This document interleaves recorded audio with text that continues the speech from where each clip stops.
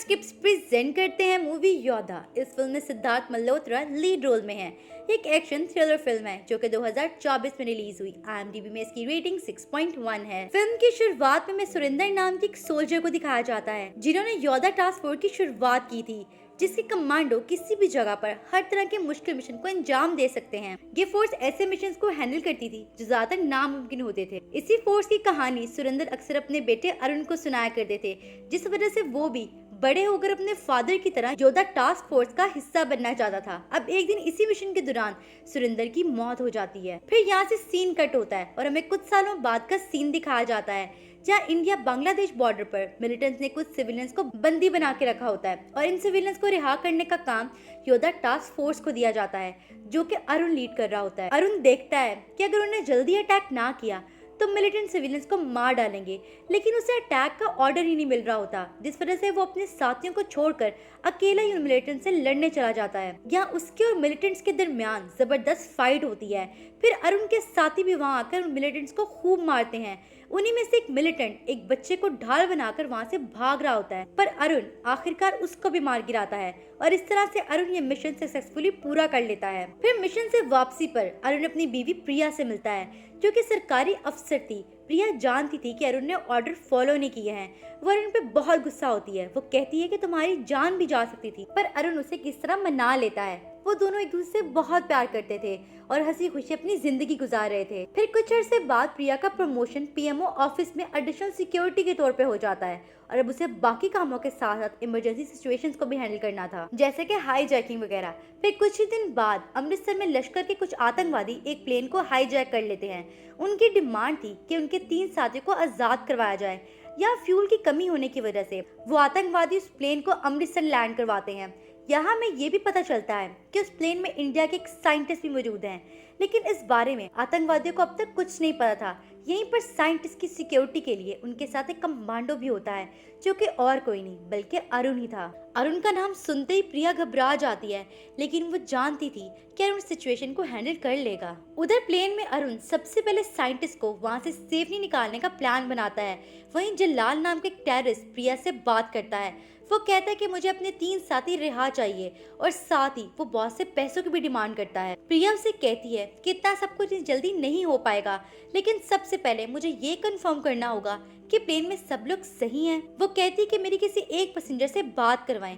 जलाल अरुण को फोन देखकर कहता है कि बोलो यहाँ सब ठीक है।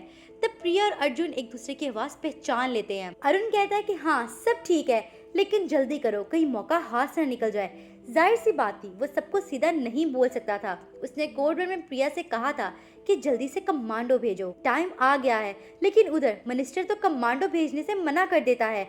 इसी दौरान प्लेन में उन टेररिस्ट को साइंटिस्ट के पासपोर्ट से पता चल जाता है कि VIP है।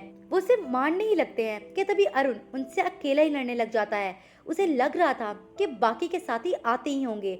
अब अरुण लड़ते हुए साइंटिस्ट और कुछ सिविलियंस को लगेज रूम के रास्ते प्लेन से बाहर निकालने की कोशिश करता है, लेकिन टेररिस्ट फौरन प्लेन को उड़ाने के लिए कहते हैं और प्लेन रनवे पर चलने लग जाता है, जिस वजह से साइंटिस्ट और सिविलियंस बाहर नहीं निकल पाते। हालांकि इस दौरान जलाल का सामना अरुण से होता है और वो उसे प्लेन से बाहर धक्का दे देता है। तब अरुण जल्दी से उठकर प्लेन की तरफ भागता है, लेकिन तब तक बहुत देर हो चुकी थी और ये मिशन नाकाम रह जाता है। इस वजह से इंडियन गवर्नमेंट को उन टेररिस्ट की सारी बातें माननी पड़ती हैं, जिसके बदले वो सभी पैसेंजर्स को छोड़ देते हैं, मगर उन्होंने साइंटिस्ट को मार दिया था। मीडिया ये बात उठाने लगती है कि योद्धा फोर्स की वजह से इंडिया को ये सब नुकसान झेलना पड़ा है और हर तरफ इस फोर्स को खत्म करने की बात चल रही होती है। मगर अरुण का मानना था कि अगर मिनिस्टर ने टाइम पर कमांडो भेजने के ऑर्डर दे दिए होते तो ये सब ना होता, लेकिन अरुण की कोई बात नहीं सुनी जाती और अरुण समेत सभी ऑफिसर्स को सस्पेंड करके योद्धा टास्क फोर्स को हमेशा के लिए बंद कर दिया जाता है। योद्धा कमांडर्स को सरकार ने दूसरी जगह ट्रांसफर लेने की ऑप्शन दी होती है, जिससे अरुण साफ साफ मना कर देता है। वो फैसला करता है कि वो अकेले सिस्टम से लड़ेगा, क्योंकि योद्धा को उसके फादर ने स्टार्ट किया था और वो उसे ऐसे ही बंद नहीं होने दे सकता। लेकिन उसके सभी दोस्त गवर्नमेंट के प्रेशर में आकर अलग अलग जगह पर ट्रांसफर ले लेते हैं, लेकिन अरुण अब भी अपनी जिद पर कायम था। वो घर पे किसी से बात नहीं करता था, जिसका असर उसकी मैरिड लाइफ पे पड़ रहा था। फिर एक दिन थक हार कर प्रिया अरुण को साइन करने के लिए डिवोर्स पेपर भेज देती है और अरुण गुस्से में साइन कर भी देता है, जिसके बाद प्रिया अरुण की जिंदगी से बहुत दूर चली जाती है। फिर यहाँ से एक दफा दोबारा सीन कट होता है और हमें कुछ सालों बाद अरुण को दिखाया जाता है, जब एक फ्लाइट कमांडो था, यानी कि उससे ट्रांसफर ले लिया था। फ्लाइट कमांडो सिविल ड्रेस में हर फ्लाइट में मौजूद होते हैं ताकि इमरजेंसी सिचुएशन में वो हालात पर काबू पा सकें। अब अरुण को दुबई की फ्लाइट पकड़नी थी, लेकिन तभी कोई अरुण से टकराता है और अरुण को एक न्यू बोर्डिंग पास मिलता है जो कि लंदन की फ्लाइट का था। साथ ही उसका बोर्डिंग पास भी कहीं गुम हो जाता है। यहाँ अरुण के पास एक नंबर भी होता है जिस पर कोई मैसेज नहीं कर सकता था, और तभी उसे एक नंबर से मैसेज आता है कि प्लान चेंज हो गया है, तुम्हें लंदन की फ्लाइट पकड़नी है। इस मैसेज को पढ़कर अरुण लंदन की फ्लाइट पर चढ़ जाता है, जहाँ वो फ्लाइट अटेंडेंट तानिया और एयर होस्टेस लैला से मिलता है।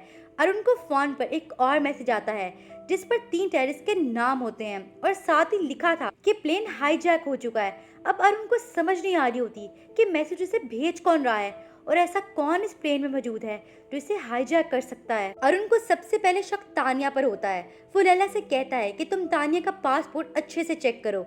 लैला जब तानिया का पासपोर्ट चेक कर रही होती है तब मौका देखकर अरुण तानिया का बैग चेक करने लगता है, लेकिन उसे कुछ नहीं मिलता। इसके बाद अरुण को एक आदमी दिखाई देता है जो कि वॉशरूम में जाकर वहाँ से कुछ ही देर में वापस आ जाता है। अरुण फौरन वॉशरूम चेक करने जाता है तो उसे वहाँ एक मैग्नेटिक चिप मिलती है। इस चिप के जरिए प्लेन के किसी भी इलेक्ट्रोमैग्नेटिक सिस्टम को ब्लॉक किया जा सकता है। अरुण को वहां देखकर वो आदमी भी वहां आ जाता है और वॉशरूम में दोनों की जबरदस्त फाइट शुरू हो जाती है। अरुण उस आदमी को किस तरह से बेहोश कर देता है और लैला की मदद से उसे एक तरफ ले जाता है। दूसरी तरफ हमें दिखाया जाता है कि आज पाकिस्तान इस्लामाबाद में इंडिया पाकिस्तान के प्राइम मिनिस्टर के दरमियान पीस एग्रीमेंट होने वाला था, जहाँ प्रिया भी इंडियन प्राइम मिनिस्टर के साथ मौजूद होती है। उधर अरुण लैला को किसी डॉक्टर को लाने के लिए कहता है ताकि वो बंदा होश में आ जाए, लेकिन डॉक्टर के इंजेक्शन लगाते ही वो आदमी मर जाता है। उन्हें लगता है कि डॉक्टर ने सब जानबूझकर किया है, लेकिन डॉक्टर का कहना था कि मैंने तो बिल्कुल ठीक इंजेक्शन दिया था। अब प्रॉब्लम ये थी कि लाश स्मेल करने लगेगी, इसलिए अरुण उस बॉडी को लगेज रूम में जाकर रख देता है और लैला से कहता है कि उस जगह का टेम्परेचर थोड़ा कम कर दो। फिर लैला अरुण के कहने पर कंट्रोल रूम फोन में कहती है कि प्लेन हाईजैकिंग रिस्क पर है, और यहाँ कंट्रोल रूम का इंचार्ज अरुण का दोस्त खान होता है जिसने योदा के बाद यहाँ ट्रांसफर ले लिया था। खान अरुण से कहता है कि तुम्हें इस फ्लाइट में नहीं होना चाहिए था, आखिर वहाँ चल क्या रहा है। वो कहता है कि अभी समझाने का वक्त नहीं है, बस तुम अमृतसर की ट्रैफिक क्लियर करो, मैं प्लेन को उधर ही मोड़ रहा हूँ, और हाँ मैं तुम्हें 3 बंदों के नाम भेज रहा हूँ, पता करो ये टेररिस्ट किस जेल में है। इसके बाद अरुण पायलट से प्लेन इंडिया की तरफ मोड़ने के लिए कह देता है। वो कहता है कि प्लेन पाकिस्तान के ऊपर से जाने वाला है, प्लेन हाईजैक नहीं हुआ बल्कि कोई और ही मामला है। दूसरी तरफ पुलिस को एक लाश मिलती है, वो उसी कमांडो की थी जिसकी जगह पर अरुण फ्लाइट में चढ़ा था, और साथ ही अरुण ने जो नाम दिए थे वो उसके यूनिट के 3 फौजियों के कोड नेम थे जो इस वक्त पाकिस्तान की जेल में कैद थे। ये सब पता चलने के बाद खान को लगता है कि अरुण उन्हें बचाने के लिए सब कर रहा है, यानी कि प्लेन हाईजैक करने का शक अब अरुण पे जा रहा होता है। लेकिन खान पूरी तरह से श्योर होना चाहता था कि अरुण हाईजैकर है कि नहीं, इसलिए वो फिर से अरुण को कांटेक्ट करता है। वो कहता है कि जिस फ्लाइट पे तुम मौजूद हो वहाँ एक और फ्लाइट कमांडो भी है, तुम फौरन मेरी उससे बात करवाओ। मगर यहाँ हमें पता चलता है कि जिस आदमी की अभी अभी मौत हुई थी वो वही फ्लाइट कमांडो था जो गलती से मारा गया था। ये सुनकर लैला घबरा जाती है और खान से कहती है कि अरुण ने उस फ्लाइट कमांडो को मार डाला है। अरुण गुस्से में उसे फोन छीन लेता है। खान कहता है कि तुम गवर्नमेंट का गुस्सा लोगों पर क्यों निकाल रहे हो। अरुण कहता है कि इस वक्त मैं तुम्हें कुछ एक्सप्लेन नहीं कर पाऊंगा, तुम बस जल्दी से मुझे उन 3 टेररिस्ट के नाम बताओ। जिस पर खान कहता है कि वो तुम्हारी यूनिट के 3 सोल्जर्स के कोड नेम है जो पाकिस्तान में कैद हैं। फिर अरुण दोबारा पायलट कॉकपिट में जाता है।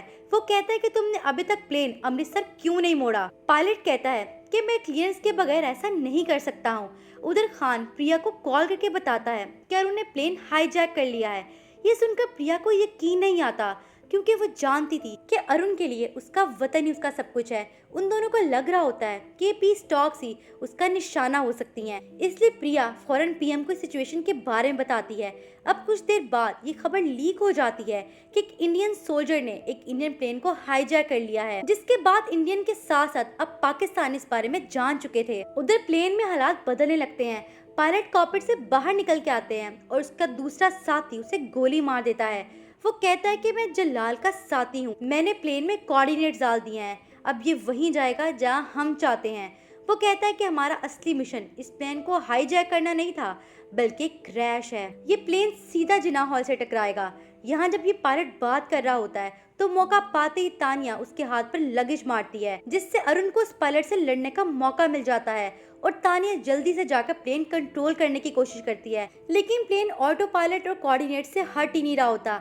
उधर अरुण पायलट से लड़ता लड़ता लगेज रूम में पहुंच जाता है, जहां हवा का प्रेशर बहुत ही कम होता है। उसे सांस लेने में बहुत मुश्किल हो रही होती है, पर वो किसी तरह पायलट को संभालता है। यहाँ हमें ये भी पता चलता है कि जो भी मैसेज अरुण को फोन पर आ रहे होते हैं वो यही पायलट कर रहा होता है। उधर अरुण पायलट से पूछता है कि आखिर ये सब करने की क्या वजह थी।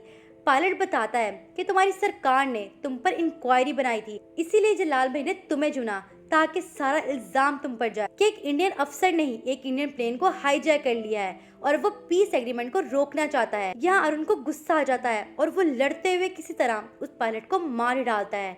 फिर वो देखता है कि प्लेन के सिस्टम और बाकी इलेक्ट्रॉनिक डिवाइसेस को मैग्नेटिक चिप्स लगाकर ब्लॉक किया गया है। वो लैला की मदद से उसे ठीक करने लग जाता है और इसी के साथ यहाँ एक और ट्विस्ट आता है जब लैला अरुण पर हमला कर देती है, यानी कि वो भी टेररिस्ट की तरफ से थी और उसी ने इंजेक्शन बदलकर दूसरे कमांडो को मारा था। साथ में मैग्नेटिक स्ट्रिप भी वही लाई थी और उसी ने पूरे सिस्टम को खराब किया था।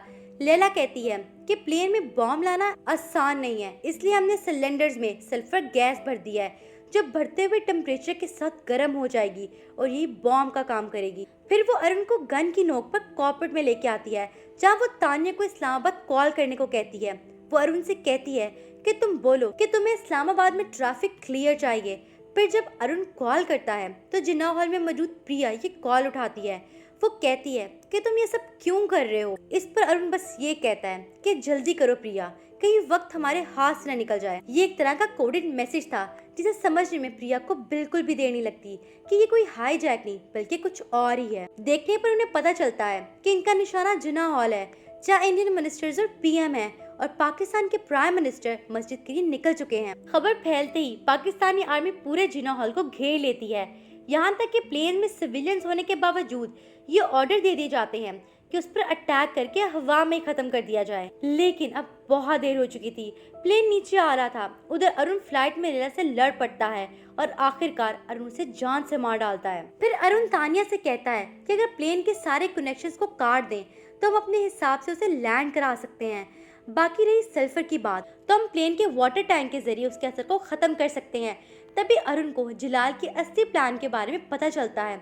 उसके निशाने पर जिन्ना हॉल नहीं बल्कि मस्जिद थी, जहां प्लेन क्रैश होने पर पाकिस्तानी प्राइम मिनिस्टर और कई पाकिस्तानी मारे जाएंगे और ये न्यूज़ पूरी दुनिया में फैल जाएगी कि इंडियन प्लेन से यह हादसा हुआ है और फिर दोनों मुल्कों के दरमियान कभी भी पीस एग्रीमेंट नहीं हो पाएगा। फिर अरुण तानिया से कहता है कि मैं वाटर टैंक्स का काम संभालता हूँ, तुम प्लेन के लैंडिंग गियर्स को खोल दो, हम जिन्ना हॉल के पास ही लैंड करेंगे। इधर जिन्ना हॉल में जलाल सामने आ जाता है। उसके मिलिटेंट्स पाकिस्तानी आर्मी को मारकर जिन्ना हॉल पे कब्जा कर लेते हैं। उधर प्लेन में अरुण सारे सिस्टम को डिस्कनेक्ट करने के बाद वाटर टैंक में सुराख कर देता है, जिससे सल्फर गैस ठंडी होने लगती है। मगर इसी दौरान एक और मुसीबत आ जाती है कि प्लेन के एक साइड का व्हील बाहर ही नहीं आ रहा होता, जिसे मैनुअली एक लीवर के जरिए अरुण ताकत लगाकर बाहर निकालता है और फिर तानिया किस तरह से प्लेन लैंड करवाती है। प्लेन के लैंड करते ही मिलिटेंट्स उस पर फायर करना शुरू कर देते हैं और अरुण भी जवाबी फायरिंग करता हुआ बाहर आता है और पाकिस्तानी आर्मी के साथ मिलकर मिलिटेंट्स को मार गिराता है। दरअसल जलाल नहीं चाहता था कि पीस एग्रीमेंट जैसा कुछ भी पाकिस्तान और इंडिया के दरमियान हो, क्योंकि ऐसे उसका मकसद अधूरा रह जाता। जलाल ने इससे पहले अमृतसर वाले हाईजैक में अरुण को हराया था, इसलिए जलाल ने इस दफा भी उसी को चुना। यहाँ अरुण सब मिलिटेंट्स को मारता हुआ अंदर पहुँचता है। मिलिटेंट्स ने प्रिया और पीएम पर गन पॉइंट की होती है, इसलिए अरुण को अपने हथियार फेंकना पड़ता है, पर मौका देखते ही वो जलाल पर हमला कर देता है और उन दोनों के दरमियान लड़ाई शुरू हो जाती है। उसी दौरान प्रिया अरुण के इशारे पर पीएम को लेकर वहां से चली जाती है और आखिर में अरुण हॉल को बॉम्ब से उड़ाकर खुद सही सलामत बाहर निकलता है। ये देखकर प्रिया बहुत खुश होती है। यहाँ पर हमें ये भी पता चलता है कि भले अरुण ने डिवोर्स पेपर पर साइन कर दिए थे, लेकिन आज तक प्रिया ने उस पर साइन नहीं किए थे। साथ ही अरुण के इस काम को देखकर सरकार दोबारा से योधा टास्क फोर्स शुरू कर देती है। इस तरह अरुण भी अपने मकसद में कामयाब हो जाता है। उसने योधा को नहीं बल्कि अपने फादर के ख्वाब को बचाया था। दोस्तों, आपको ये मूवी कैसी लगी? अगर अच्छी लगी है तो कमेंट सेक्शन में योधा फोर्स टाइप करें। उम्मीद करती हूँ कि आपको हमारी वीडियो पसंद आई होगी। इस तरह की मजीद मूवी से एक्सप्लेनेशन सुनने के लिए हमारे चैनल को सब्सक्राइब करें और बेल आइकन को दबाएं। शुक्रिया।